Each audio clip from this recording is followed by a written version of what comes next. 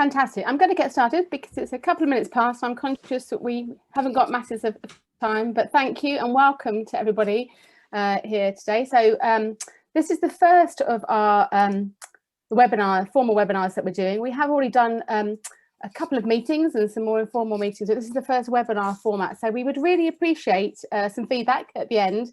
And we're just looking at whether we do more of these in a webinar format or we do meetings with breakouts and networking. So we'll be mixing them up, but this is the first webinar for the Women's Sport Collective.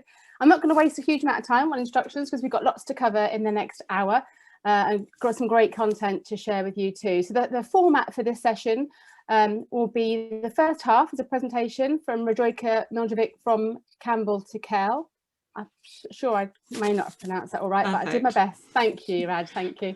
Or Rad from now on to me. So lots of useful information that she'll be sharing with us in terms of getting on boards and what to do to get on boards, and then what you might do in terms of interviews and that process. And I'm then very pleased to say, joining me, I've got Sue Story and Marina Samaran. Oh, I tried so hard with your name, Marina. I'm so sorry. I can't believe I got it wrong twice. Who'll be joining me? Thank you, thank you. Who will be joining me to talk about our experiences of being on boards and also to answer any of your questions. So a little bit of housekeeping. If you could please use the Q&A down at the bottom of your screens to put any questions throughout the presentation, and we'll then be coming back to you in terms of we can answer those questions as we go through, or we'll gather them and put them to the panel at the end, or we'll be talking about board experiences. We will also be sharing a copy of this webinar at the end of the session, and we will also send you the deck of slides that Rad's going to present to us. So by all means, do take notes, etc. But everything should be with you, coming out to you either this evening or tomorrow morning as well. So without further ado, I think I will pass straight across to Rad, if that's okay. Perfect. Welcome everyone. My name, as Sue said, is Radojka Miljevic, and I'm a partner in a consultancy. I lead on governance and strategy there, and that work of working with boards, working with senior teams, sometimes takes me into the field of recruitment, and we as a practice actually have a part of the practice that focuses on recruitment. I don't run that part, but I am sometimes engaged in it. And I have a really early experience of board work. So when I was at school, I was elected to be the student governor. So my first experience on a board was at the age of 16. I'm now in my 50s. So I would hope that through the years I've acquired some sort of varied experiences, but I have been on different types of boards in my own board journey. So if anything happens with my technology, because obviously we're in this really strange world, aren't we, where we're relying on Zoom. My fellow panelists are all brilliant women with lots of board experience of their own, and they will just take over and tell you about their board journeys, and you will still have a great discussion. So let's just kind of put that on the table in case something happens with people's networks and things. So I'm going to touch on the world of governance because I always think it's really important to sort of understand what we're talking about when we're doing governance and what kinds of themes boards are preoccupied with at the moment. And then I'm going to think a little bit about how you look for opportunities, and then a little bit about how to get ready. What do you need to do when you're thinking about an application, getting ready for an interview, and once you get into an organisation, just a few things about the beginning. I'm going to talk for about 20 minutes, so I might kind of rattle quickly, but you will have the slides afterwards. And if there's anything where anybody wants to ask me anything, my email address is at the end of the slide. So if there's anything in the slides that's unclear, or you sort of think afterwards, I didn't understand something about the webinar, please feel free to get in touch. So we are a network of women, and we are here to really support each other. This is about us being really successful in our careers, in leadership roles, in changing the face of sort of leadership. So I'm absolutely committed to that personally and professionally. So anything I can do to help anyone, and I'm part of the collective as well. So there's a kind of ethos here that we need to, in everything that we do, we need to kind of, live that spirit. So I hope that I do live that spirit.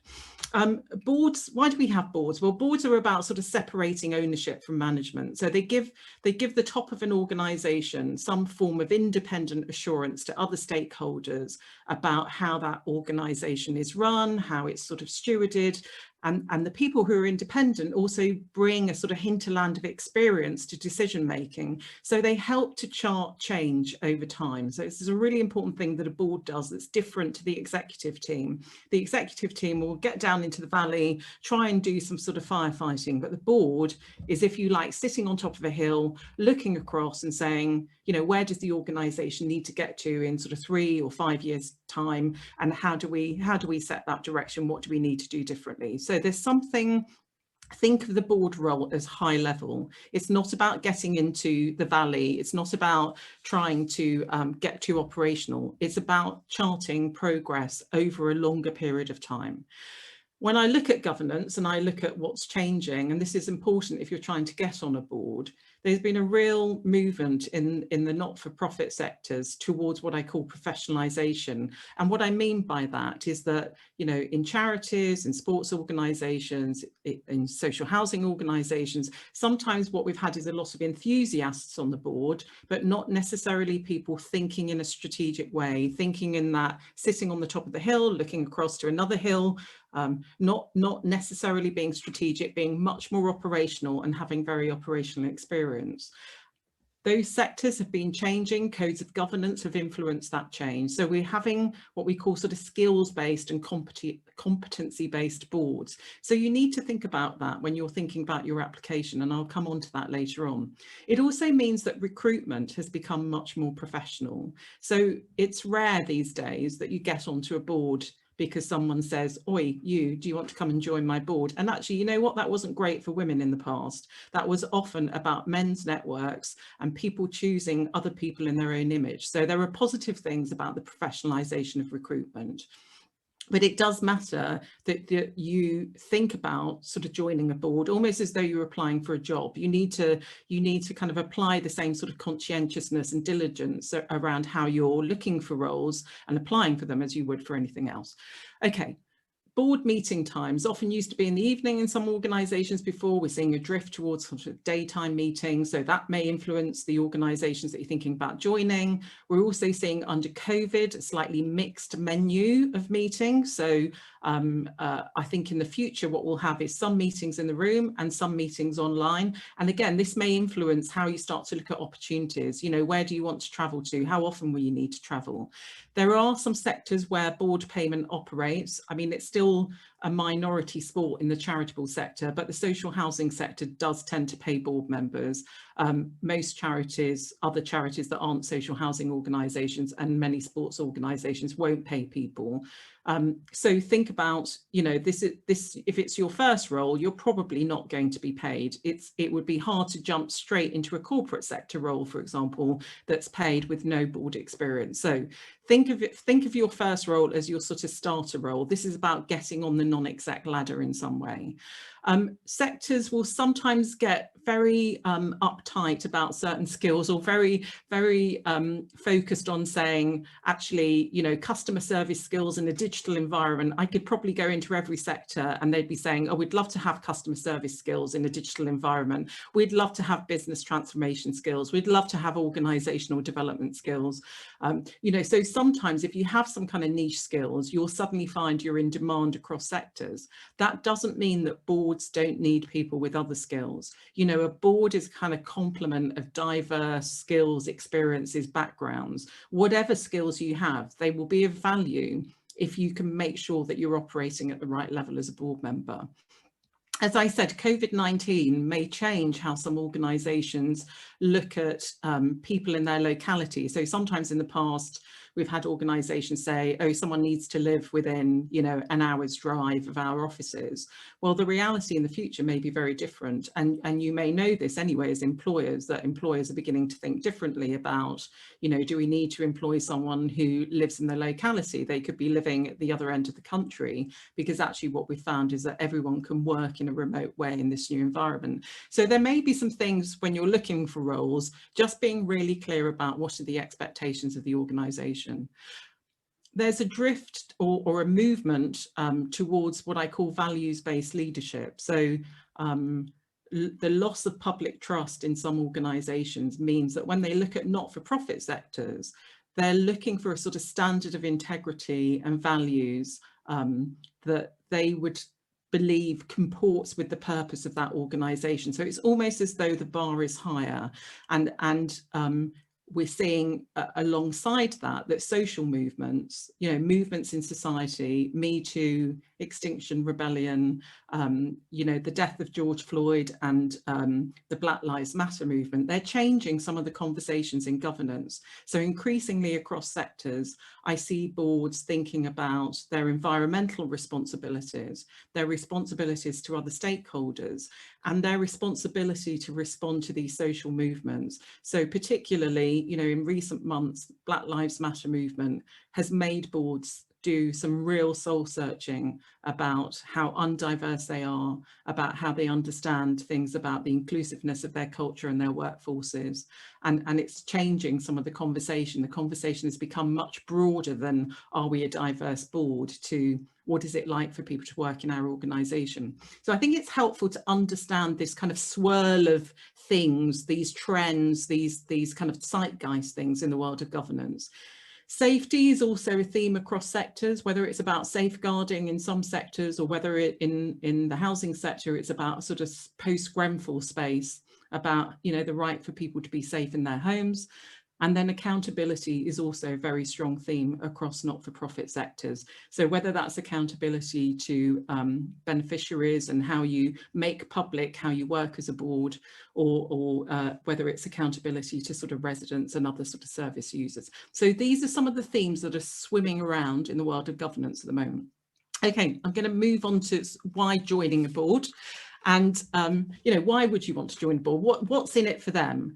Well, of course, what we know is that diverse groups of people make for better decision making. This isn't about, you know, some nice liberal leaning, left leaning beliefs and ethos, although that may be there too. It's actually about better business. So there is lots of research that says more diverse boards usually lead to organisations that have better business performance. So from the point of view of the organisation, they need you to join them, because probably in many ways their leadership structures will be unrepresentative and undiverse. And in a way, there is no bad time to join a board. You know, if you're early on in your career and you're younger, I can assure you that many boards will be heavily weighted towards people who are older and in a later stage of their careers, and are desperate to have younger voices who help them think differently about connecting with audiences in a different way, but also just bringing, you know, fresh eyes to the board. If you're older, then of course you've acquired some other life experiences, and again you're bringing something. So there isn't a wrong moment to join a board. There are some considerations for you as an individual about where you are in your career. You know, can you commit to somewhere for at least 3 years? You know, you have to be prepared to do that, to say, you know, it's not a 6-month commitment or a 12-month one. It's something where for several years you're saying, I can do that. I think it's right when you're thinking about joining an organisation to feel that you can quiz them about their intent. You know, when you look at their website, when you look at their publications, you know, what do you read about their culture? What do you see about their culture? I think there's a mutual wooing process that goes on in selecting board members. You're also selecting them. They're not just selecting you, and you need to feel that actually this organisation is honest about where it is. You know, if it's struggling with some issues around inclusion and diversity, are they upfront about that? Are they saying, come and join us, we know we're on an improvement journey?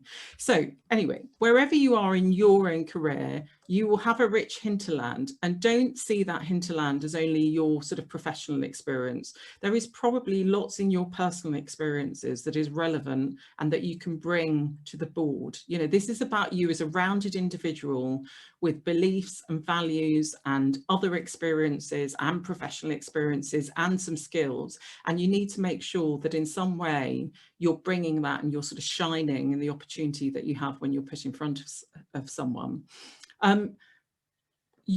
Because you have time, the organisation will benefit from you having time. So it's important that you make time for them as well.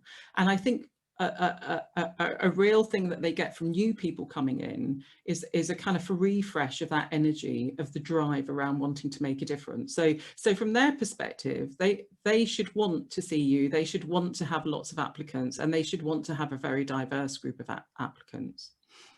What are the benefits to you? Well, if you join a board, you're joining this amazing group of other people who are there, who are also clever, who also bring a rich hinterland and other experiences. And you start to learn a lot from their approach to decision making, problem solving, how they look at things. If they're a more experienced board member and you're a less experienced board member, you start to learn something about board craft from listening to them.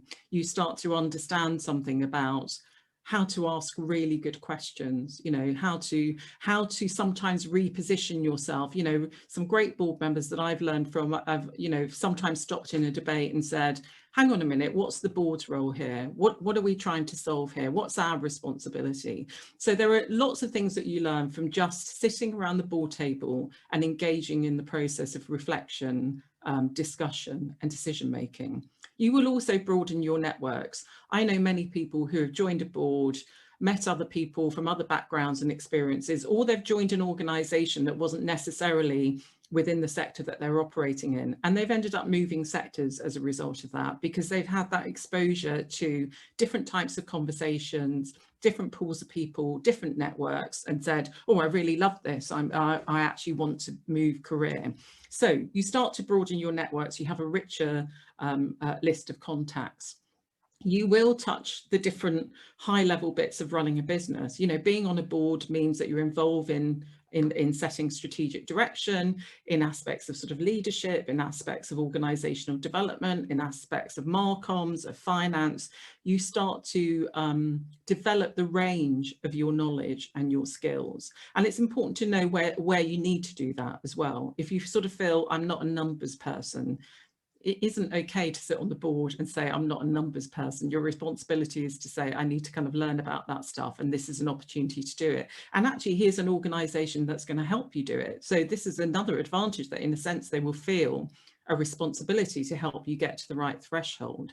So, you know, you join the board, you want to learn, you may have less time, you think, but you need to make time. This is a career development opportunity. In a way, you're developing your own personal brand.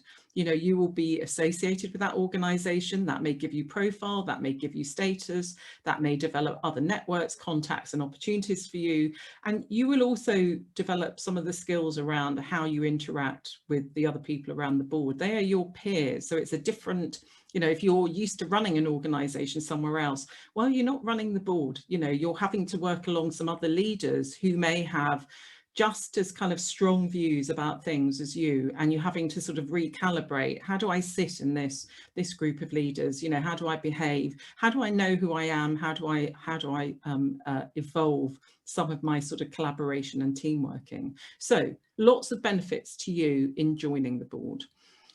In terms of looking for the right organisation, I mean, one thing I would say is, you know, no organisation is going to be perfect. You know, have an open mind. This is sometimes about just getting yourself in the mix and saying, okay, you know, I like the look of this organisation, not exactly what I wanted to do, but, you know, there's an opportunity here. Throw yourself in the mix. Demystify the process if you've never been engaged or involved with a board or never applied to one. But do try and find something that connects with your passion a bit. You know, it does matter, you know, whether you're going to sit around a table making decisions about widgets, or whether you're going to sit around a table saying, you know, how do we get the more disadvantaged communities in our local area physically active, or you know, how do we stop the torture of individuals? You know, it does matter that somewhere in the conversations is something that actually matters to you, because you're going to spend time with this group of people reflecting on how do we best deliver that purpose, whatever that purpose is, whatever the impact is that the organisation is trying to have. This is what you're going to be immersed in for the next few years and possibly longer. And it matters that that matters to you, that you can connect with that, that's meaningful to you. As I said before, you know, it's probably going to be an unpaid role if it's your first role. Think about the size of organisation. You know, small organisations, if you join them, will need someone who can roll their sleeves up, because they won't have lots of specialists and expertise in the organisation. So if you're brilliant at marketing or you're brilliant at something else, they probably need more of your time and advice than a larger organisation. A larger organisation will have an amazing exec team with lots of experience, and the role of being a board member is slightly different. So what matters to you about it, you know, when you're thinking about how you want to be engaged? How far do you want to travel? What kind of time commitment are they asking of you? What can you understand about their culture? Does it feel like the right kind of culture to you? You know, does it feel like somewhere where you would be proud to be engaged with them? Who's already on the board or in the top team? Sometimes individuals can be magnets for other people. You know, it may be that you think, oh gosh, the organisation's going through a rough patch, but hey, look, they've got Sue in the organisation, or they've got Rowena or Kate, you know, and that you think, well, wow, if they've got that person, they're on a journey and I want to be on it and it's going to be great. So don't always judge everything by where the organisation is at that moment in time. Think about who the leaders are and what that's saying to you about their direction, about their sense of travel. Just in terms of getting in, you know, think about, you know, if you have a view about a particular sector, like, you know, you want to join the board of a sports organisation or a charity or a housing organisation, or even in the corporate sector, find out who the recruiters are in that sector and register with them. So this is about making sure that your details are with them, and that when they have opportunities, you get whatever circulars, whatever bulletins, whatever sort of email alerts telling you about things.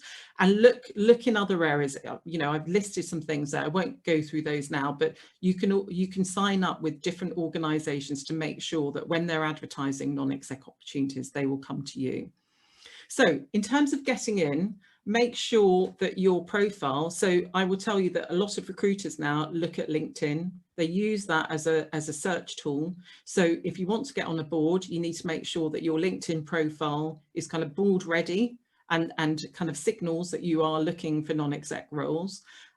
Make sure that your CV isn't just the CV that you use for employment purposes, but is a CV that's drawing out the strategic elements of your offer, if you like. So it needs to be orientated towards board roles. Make sure that in your application form, you're not just looking at, you know, if they said in the person spec they want these kinds of competencies and these sorts of values, that you don't just treat it like a tick box. You know, you're not applying to be a local authority officer, you're applying to be a board member, and the people reading your application are people who love the organisation and are looking for the right sort of people to join them. So don't do some sort of tick boxy thing to say, oh yes, I've ticked that skill and I've ticked that skill and I've ticked this one. That's not the way to connect with them. This is a wooing process. Don't have any fibs in your application. I know it sounds obvious, but if you haven't had any board experience, don't try and dress it up. Say, I'm really enthusiastic, I've got the time to give to this, and I'm committed, try and sell it as a positive. I'm coming with a fresh pair of eyes, and I'm open to learning, and I think I have a lot to give. If there's an opportunity to ring someone, for example, in a recruitment pack or an advert, take up the opportunity, but don't do it unless you've read the information that's already been circulated. I can assure you, nothing annoys recruiters more than someone just ringing up and asking questions that are already in the pack, or somehow expecting someone to explain to them what's in the pack because they couldn't be bothered to read it. That will not connect with the recruiter. You want to see the recruiters as allies, people who think, oh gosh, yes, I remember Kate, she asked some really good questions, when they start to look at applications. Try and think through governance a little bit. Try and think through what is the role of the board and have some views about that. Do your homework about the organisation. Have you looked at their website? Have you looked at their strategy? Have you looked to see something about the size of the organisation, what impact they're trying to have? What else can you glean from just pouring around and having a little search on Google? Make sure that you're informed before you're going to an interview. Even if someone tells you it's a chat, it's not a chat, it's an interview. Don't be fooled by that. Even if they sort of make it sound nice and cuddly and a little bit of a chat, it's an interview. So don't busk your way. Sometimes I've been in interviews with people where they've somehow assumed because you know them, or they've had a lot of experience, that they don't need to prepare. I can tell you they do need to prepare. Everyone needs to prepare. remember that this is the professionalization of this process. It's become much more rigorous, much more robust, and you're in a competition. Other people will be applying for these roles. Think about what you would ask if you were interviewing. You can start to anticipate what some of the questions will be to you.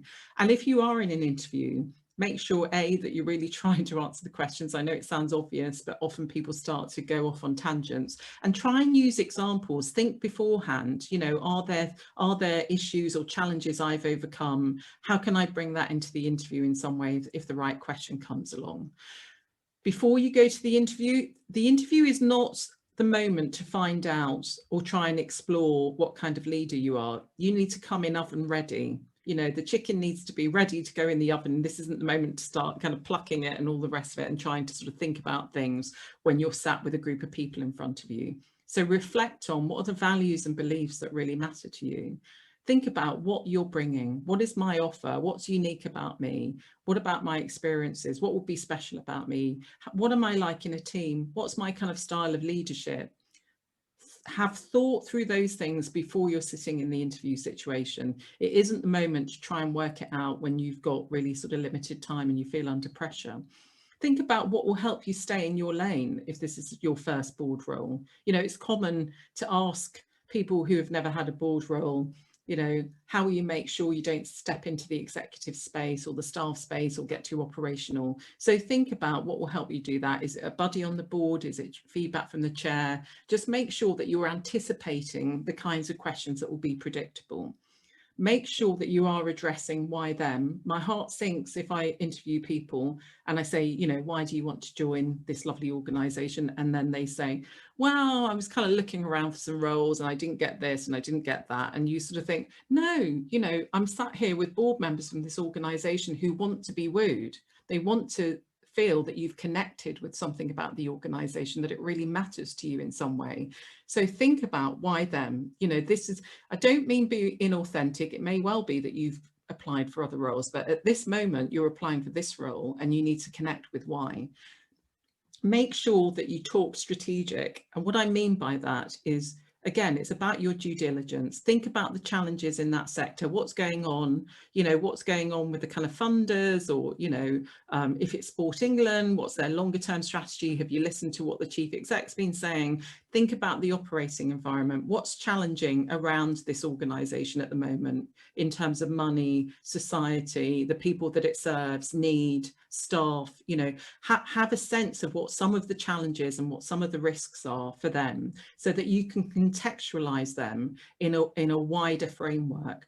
And why this is important is because if you're inexperienced, you're already trying to sort of make a leap into this space, and it matters that they can see in you a sort of a brain that is beginning to try and interpret the organisation, that is beginning to try and think in that slightly distanced, on the top of the hill, looking across to another hill way. So you need to be able to kind of talk strategic in order for people to really sort of connect and listen to you. And then finally, you know, once you're in the organisation, you've been successful, you know, think about how you get started in a way where, you know, you're already running from the off. You know, don't feel like you've got to sit silent for half a year saying nothing because somehow you're new. You know, make sure that you connect with some people, that you ask for help, be positive in your orientation, whether you're in board meetings, outside board meetings. Make sure that you are diligent. You know, if you can't go to a meeting for some reason, you know, make sure that you read the papers and that you send some comments to the chair if you have some comments. And also think about the contribution that you make outside the meeting. I sometimes think that what I call the boundary space, the space where you engage with other stakeholders, with staff members at events, you understand something different about the narrative of your organisation, and it starts to make you think in another way strategically about the organisation. So it's not about little anecdotes, but it's somehow about fermenting some kind of thinking about, who is this organisation now I see it in this other space? Who are we? And then finally, really know the value that you bring. You know, you've thought about that before you went to this organisation. You thought about, this is what I have to offer, and really, really make sure that you bring it. So that's my quick tour. And now I'm going to ask Sue Story. So we're going to have about 5 minutes from each of our panelists about their particular board journeys. I'm going to stop sharing my screen and I'm going to come on to Sue. Thank you, Rad. Thank you. Hi, everyone. For those who don't know me, I'm Sue Story. I'm Chief Executive of Volleyball England, and I've been in post for just a year now. So as part of my role, the day job, I report to the board. So essentially the board is my line manager. So that's a very interesting other perspective of the board as well. But aside from that, I'm on 3 other boards. I'm on the Active Partnerships National Board, and I've been on that board for 5 years now. And as part of that role, I also sit on their nominations committee. So I've recruited board members for that board for the past sort of 5 years. And interestingly, the interview for that was with Rad. So I can tell you that when she says she asks all those questions, she absolutely does. I'm also on the British Volleyball Federation board. So Volleyball England, obviously the Home Nations Federation, the British Volleyball Federation, I sit on that board as the representative of Volleyball England. And I also sit on the Volleyball England Foundation board. So I'm a trustee on that, which is slightly different, but it's still a similar sort of thing. It's a charity, so I'm a trustee of that charity rather than a board member as such. So for me, I think, so that's my sort of background as to what I'm on now. I suppose my journey started because I was a school governor, and when I was a school governor at my kids' primary school for just over 10 years and was chair of governors for about 6 of those. And that gave me a really good insight into this sort of role in a completely different way. My motivation to do that was, if there's anything I can do that's going to help improve my kids' school, if I've got skills, then I want to give those. And actually, it just gave me a really good insight into this is something that I really like.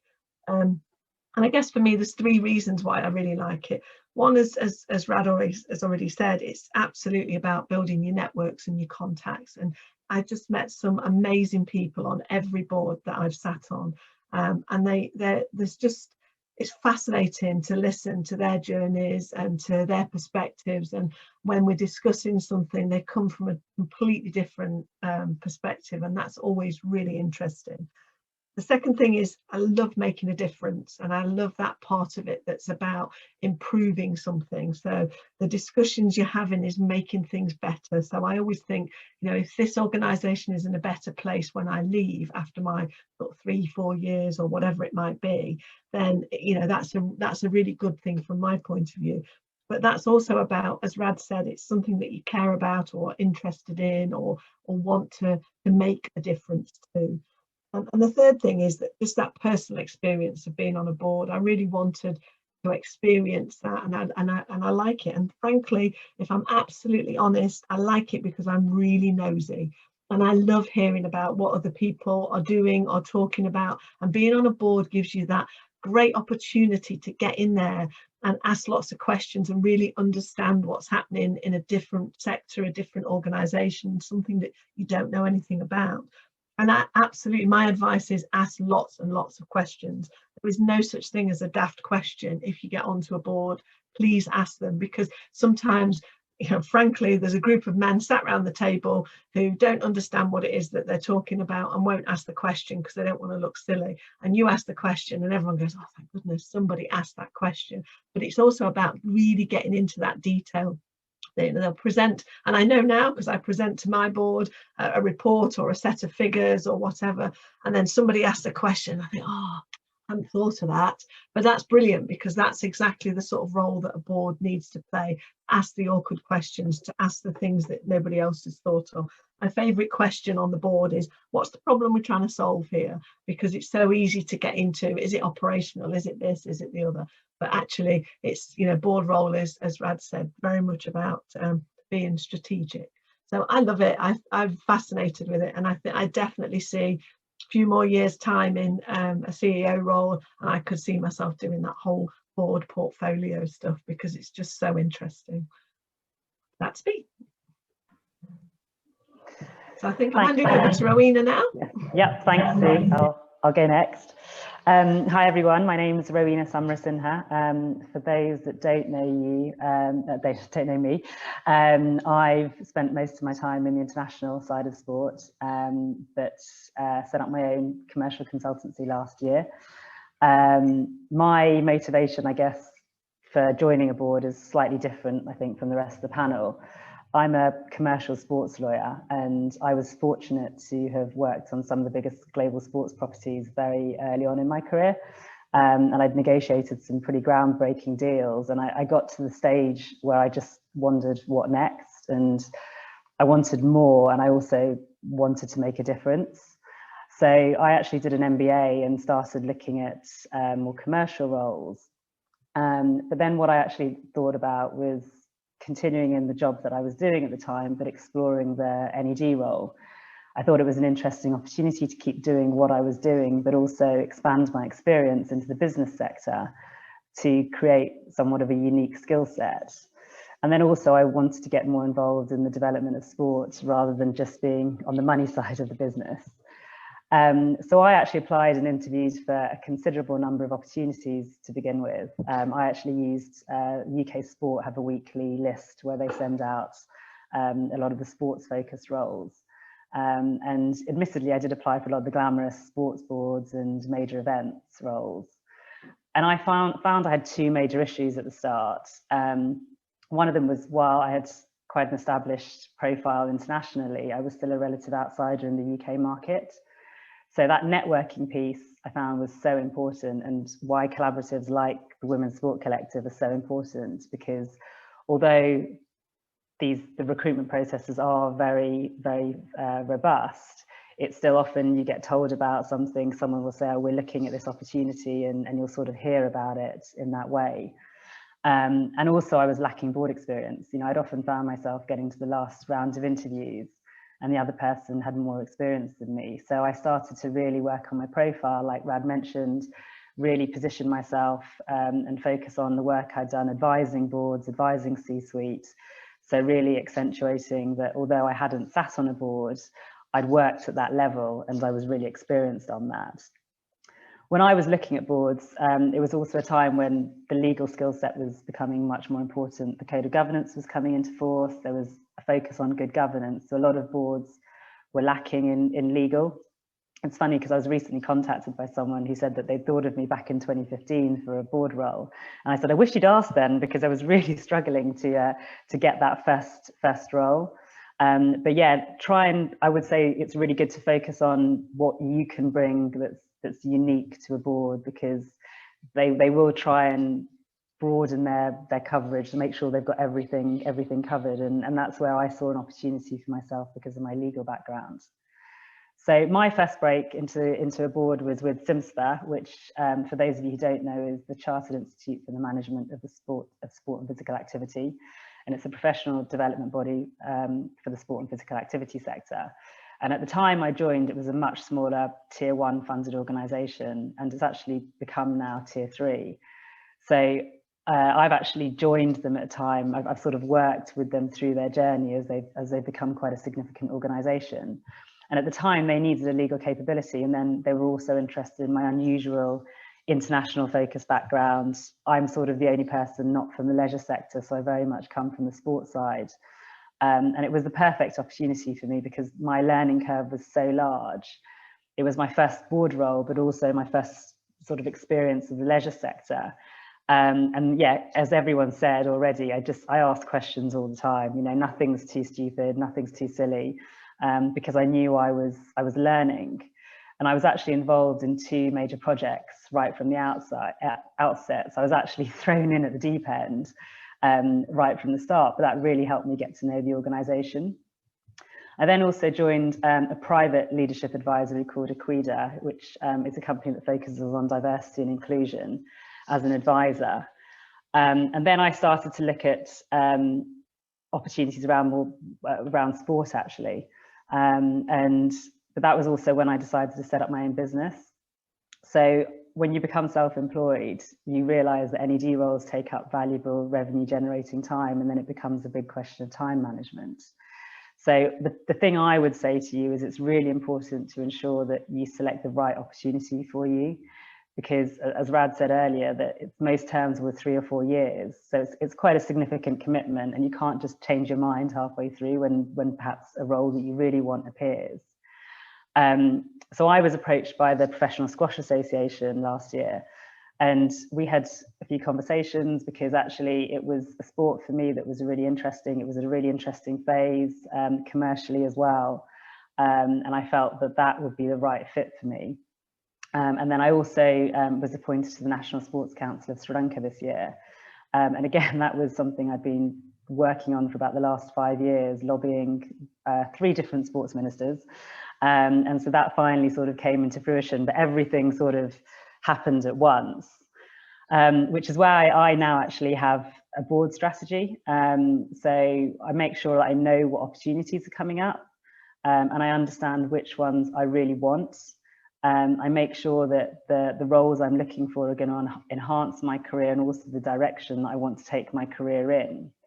And then I also think about what roles might impact that. So not only from a board perspective, but also me working as a consultant. Perhaps there are some projects that would mean a conflict or something like that. So again, it's having this wider strategy as to what I want to achieve.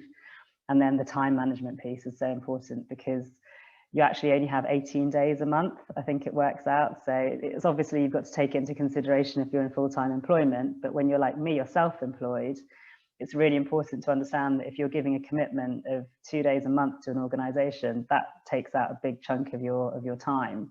So for sure, you've got to make sure that you're not just giving away your time to unpaid roles all the time, that actually you're thinking carefully about what it is you want to achieve. So I think I'll hand over to other Sue now. Thank you so much. Thank you. And I'm nodding because I'm agreeing with lots that Sue and Arena have said there. I guess to whistle through my board journey, I started off, the first board I was on the BASES, British Association of Sport and Exercise Sciences, which actually, although I was a sports scientist, studied sports science many years ago, wasn't really an area I was in, but I think just through a connection working with a brand, I was invited to join that board. And I guess that would be the bit that I would say in terms of that first step on. Perhaps it wasn't, I was passionate about it, but it wasn't my utter passion. But it was a step onto a smaller board that gave me great experience in terms of governance and what I can contribute as a board member and the commitment needed, etc. So I think definitely there's something about that whole not necessarily going for the biggest board you could do initially to almost see your way into it. So that was my first board. I then was on the board of Proactive West London, which was one of the early Countersport Partnership at the time. And that was through a contact and someone saying, would I like to come forward as they were stepping down. And that then evolved into I would then actually, this is how I know Rad and Sue also onto the board for the national CSPN Countersport Partnership at the time, the Active Partnership National Board. And then when Proactive West London was no more, because it became London Sport, I moved across onto the Get Berkshire Active Board. And for me, that was a board I felt very passionate because I live in Berkshire. So it was a local board. I could see, as I think Rad's point of it being, thinking about the reasons why. And for me, I was very passionate about local. I lived here, my kids go to school here, I exercise here myself. So it felt like the right place to be in, and very much I felt very passionate about making a difference to the county too. And I have become chair of that board actually. So that's it. That's an interesting, I guess, a separate conversation for another time. But having that confidence to take that on, for me, when I was invited to put my hat into, the ring to become chair, I thought I can't do that. And I think I have written about this recently, but I think I very much felt that it was, I guess I was trying to be like other chairs that I'd seen in the past. And I think it was recognising I didn't have to be a chair in that way. I didn't have to dominate, or, I could very much be collaborative. I could support the executive team. I could be there and do it in my own style. And actually it's been fantastic. I was 5 years or so there as chair. So I think that's an important thing of doing it in the way that you want to be a board member. You don't necessarily have to do it as you perhaps have seen other people do in the past. I came onto the board of a Women's Sport Trust in 2012, 2013, when that was initiated. I was a founding trustee there. And again, that was a bit about me going and knocking on my door and saying, I love the look of what you're doing. Can I come on board? And somebody asked a question actually around time, about the time commitment in the Q&A. And I would definitely say, we might come on to cover that more generally, but for me, they're very different, the boards I'm on. Actually, the Women's Sport Trust is really roll your sleeves up, get on, do stuff. And actually Kate Hannon was on the board in the early days of the Women's Sport Trust too. So we would literally do stuff, and it was quite an executive functioning, although it was a board of trustees, whereas other boards that I sit on, and I'm now on the board for Leisure Focus, which is a local trust running Royal Windsor and Maidenhead's leisure services. It is much more governance and checking and all the things that Rad said in terms of that overseeing and giving them some strategic guidance. So boards can be very different, and I think it's about that process of applying, understanding, and people will be very, and I know, without speaking out of turn, I think there might be some people here from British Triathlon, but there are some boards, I know when Jack was CEO of British Triathlon, where actually he'd give you a proper portfolio and you'd be in charge of events, or so it was more than your however many hours that you might be expecting on a board. It was a proper role to take on. So I think that's important too, in terms of what that expectation is of them. It'll always be more than they say it is at interview, but realizing how much time you might need there. And I think, just to be really honest here, there's a number of boards. I was actually looking at this, thinking of the process of, so I've stood down from a lot of boards at the beginning of this year or end of last year, as I realized I needed to make more space for other things in my life, because I think I probably had collecting, I've come on too many, and I just needed to make some more time and really focus on the ones I was very passionate about. But there's a number of boards that I've applied for, many boards, and I realised actually there's probably, I will share them here, but Sport England, Sport and Recreation Alliance, British Athletics and British Cycling, twice I've got down to the last 5 for board positions on those boards. So I think it is, you may see people and you think, oh, they've done really well and they've got these different board positions.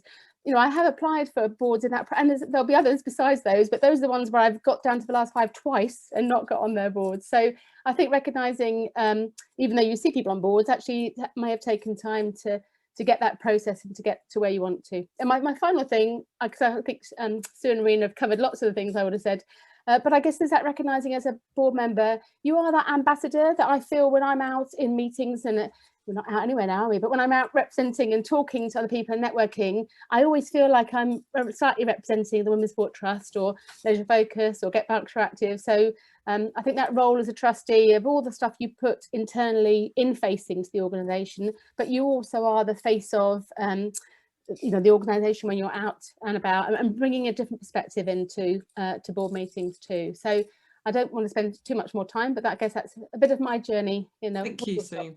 And just one thing, and then we'll come on to the questions. Do you seek feedback at every point of a process? If you're engaged in a process to join a board, if there's 2 stages to the interviews, get feedback after the first round of interviews. If they say that you're going through, still ask for feedback, because you're starting to learn some things about, as it were, getting your eye in. What is it that people need to hear if you're not successful? Where are the gaps? What is it? How do you improve your performance? So there's something about somehow understanding how to hit the target, and recruiters can often give you really helpful feedback about how to position yourself in your next application. So sometimes and in a way Rowena was sort of drawing out actually a kind of painful process of trying to get on board somewhere. Right, I can see lots of questions, so why don't we take a little cluster of them. So one was about so how do you know as a board member you're getting under the skin of the organisation? Can I ask, Rowena, how can I ask you that one? I'm going to come on to some other ones about time and getting one's hands dirty. Yeah, sure. I mean, I think, certainly for me, that was a challenge for me at the start, because I felt quite, especially with Simspur, I felt very out of my depth, because I didn't know much about the leisure sector. But actually what I did was I focused on sort of my strengths and actually why I knew that they'd asked me to join.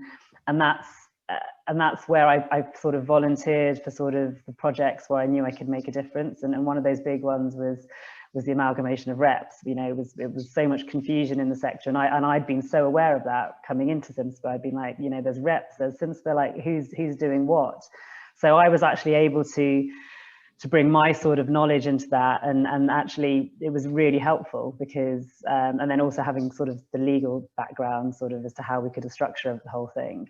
But yeah, I mean, it's about finding where, like, perhaps there were other areas where I couldn't contribute so much, but it was, again, it's about learning. I mean, I've been there now for coming up to 3 years, and I've really learned that process and learned where I fit. And actually now, if I if you talk to my chair or any of the board members, I think they'd say I'm a completely different person to who I was back then. And yeah, absolutely, like Raz, you don't have to like say everything all the time, but actually it's about contributing meaningfully to something. And actually I get a lot of, I really enjoy it when I know that I've made something that actually then is affected. And, you know, it may be that I say 3 things in a board meeting, but then actually that will actually make substantive change. And that's more what it's about than just necessarily talking for the sake of talking. How do you, and this is for all of the panel, how do you gauge if the organisation is what you think it is?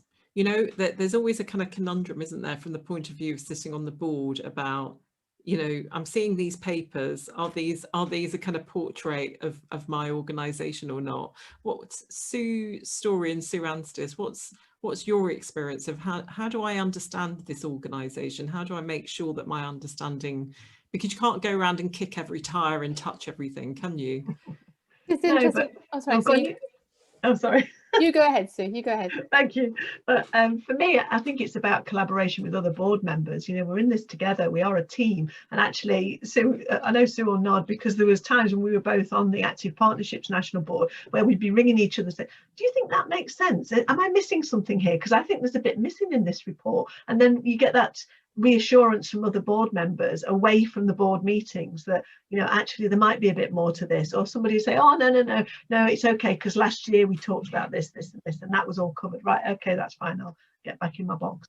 So it is, I see it very much as a collaboration with other board members. Most boards have got some sort of WhatsApp group or whatever that's just board members and not the exec, where they can have those sort of open discussions. If they haven't, start one. You know, let's say, right, let's have a conversation away from the board.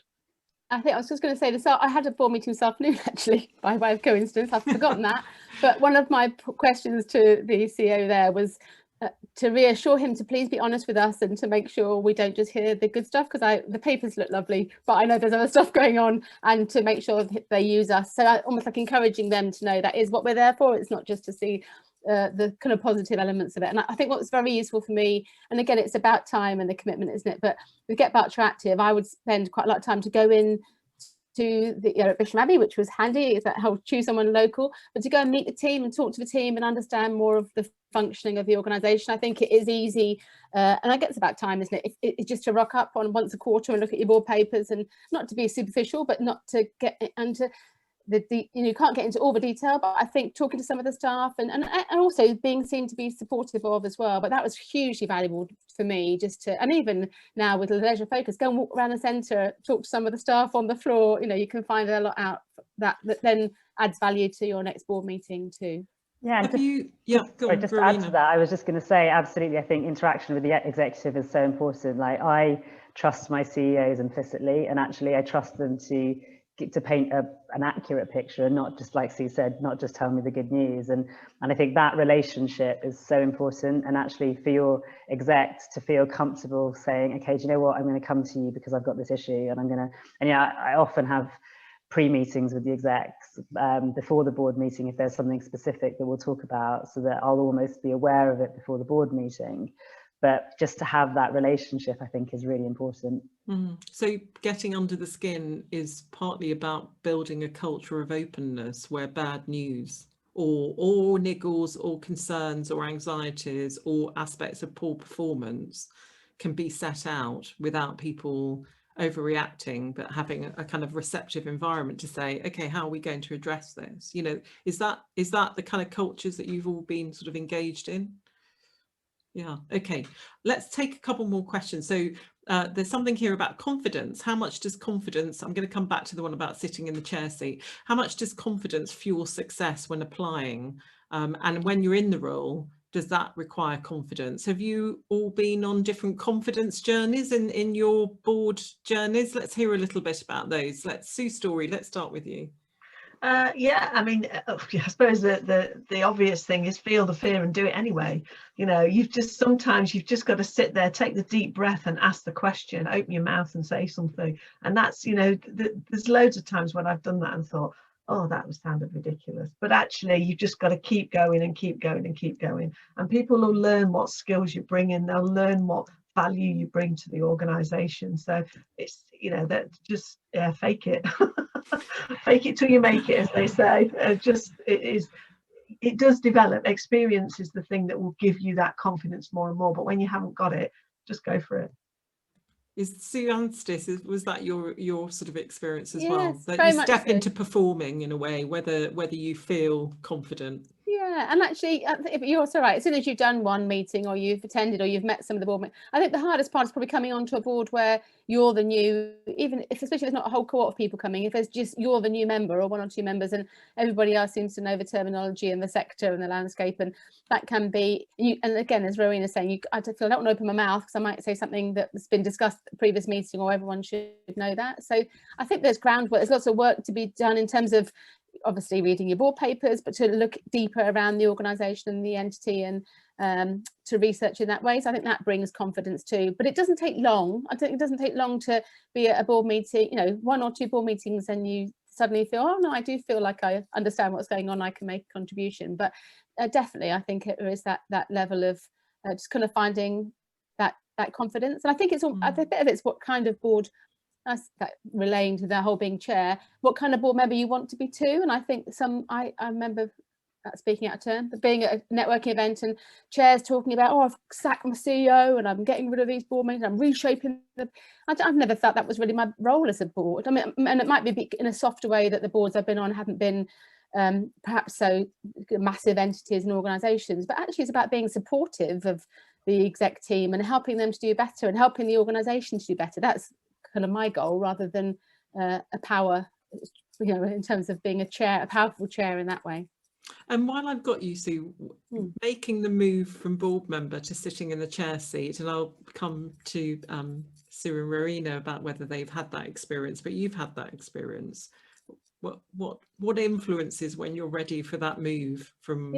It's a very different thing being a chair. It's a huge amount of responsibility, isn't it? How do you gauge, am I ready for that? You know, do I want to do it? Or does everybody step back and suddenly you find yourself propelled forward? It nearly happened this afternoon as well, actually.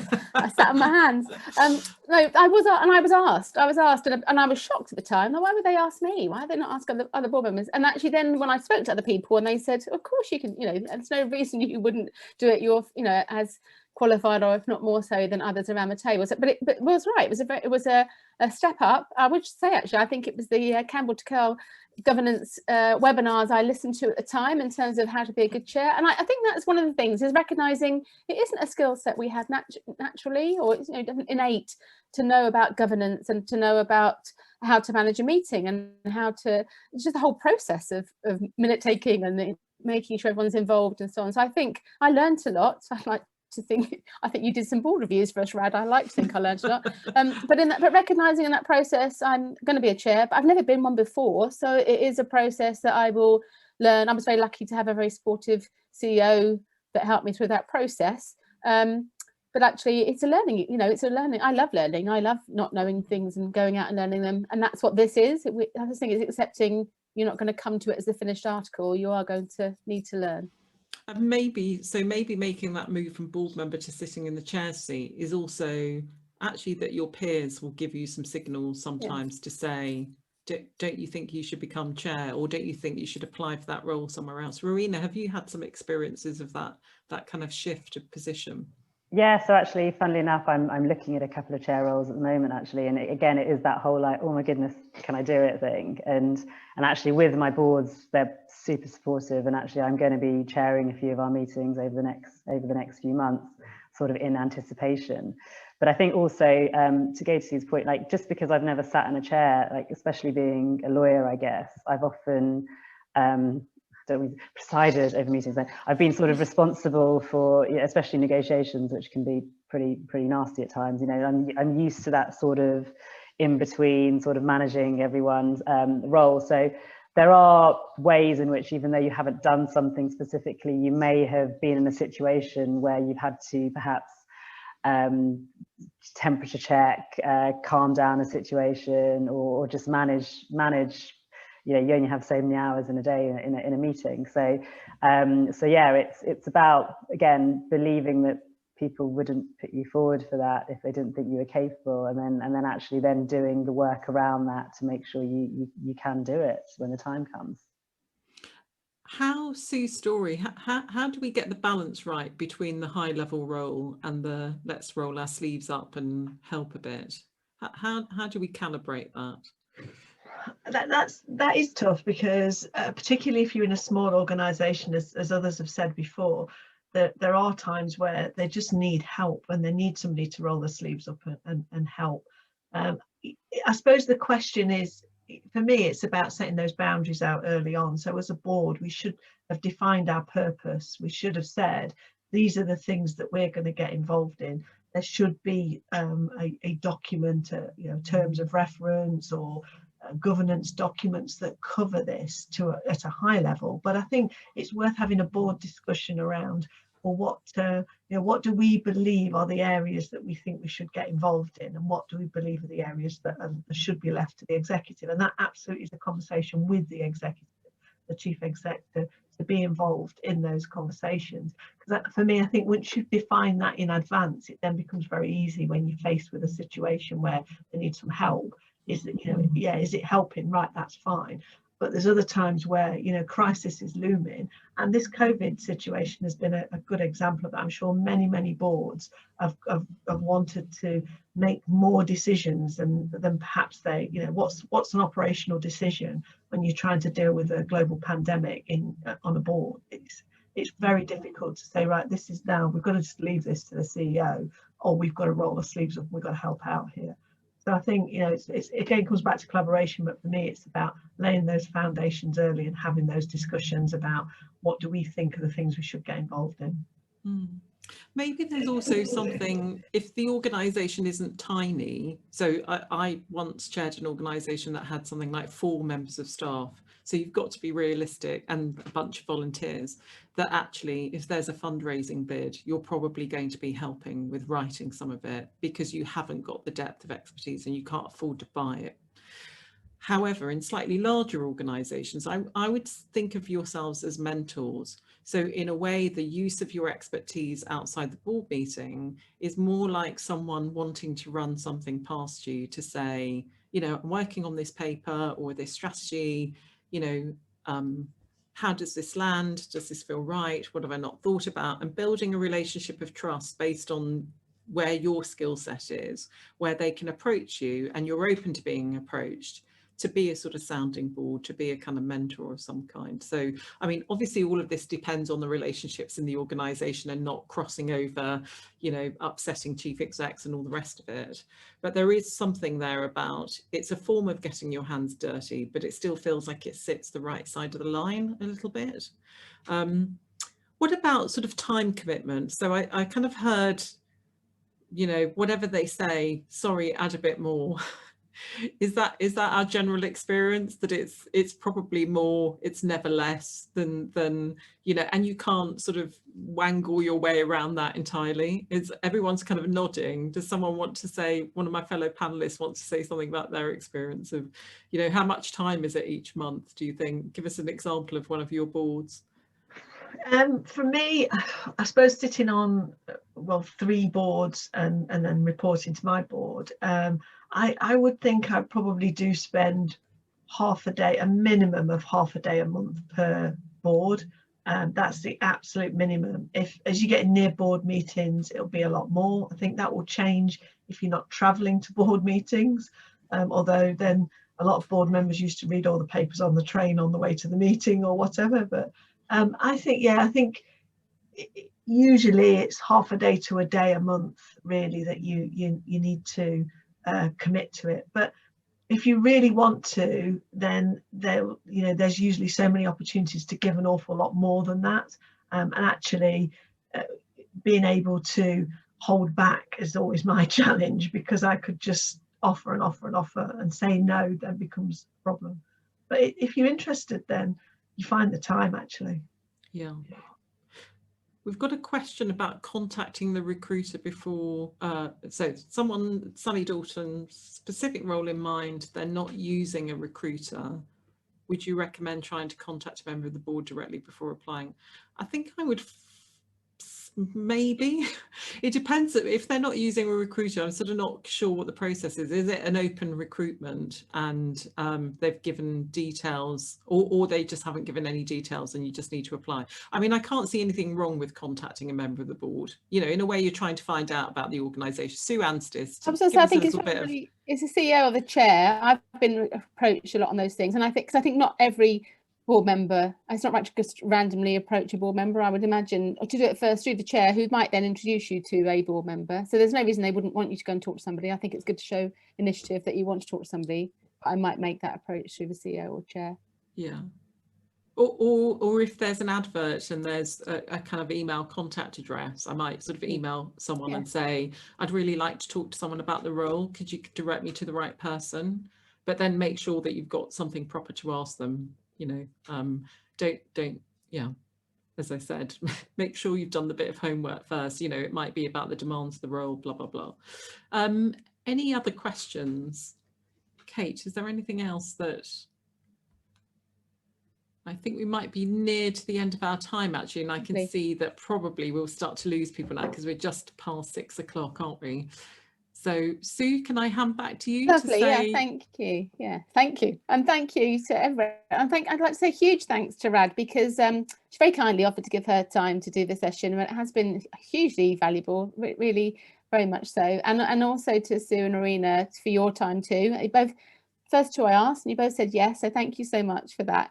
And I guess to say, we are all in the LinkedIn group, we're part of the collective, so if people have questions from here, please do, or maybe things you didn't want to ask, because I feel like we've been quite open, haven't we, on this webinar, but there may be things that you'd like to ask of us separately, so please, I think we have checked beforehand and everyone's happy to take questions and get some feedback too. And yeah, and do let us know if this was a good session for you, and if we'd like to build on it further, if there are other areas you'd like to explore in the future. I've learned a lot myself, so if there's other things you'd like us to cover, please do let us know. But thank you so much for being involved in it. So thanks again to Serena and Rad so much, and to Kate for setting it up. And hopefully we'll see some of you at some of the members meetings in the future that are coming up in the next few weeks, or on the LinkedIn masterclass, because I think you led into that nicely, Rad, didn't you? Make sure your LinkedIn profile is ready for board ready. So hopefully we can help you with that in a couple of weeks' time on the LinkedIn session. So thank you to everybody. Brilliant. Good night, everyone. Good night. Thank you. Thank you. Thanks for listening, everyone. Thanks.